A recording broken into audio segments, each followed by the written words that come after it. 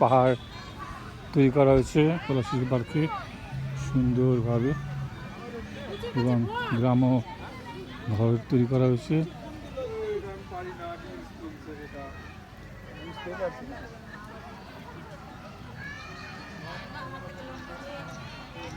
এবং সুন্দর কটেজের মতন করা হয়েছে, বিভিন্ন ফুলের গাছ, একজন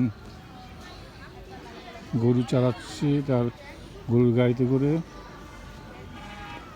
এবং সুন্দর একটি মাটির বাড়ি তৈরি করা আছে এখানে।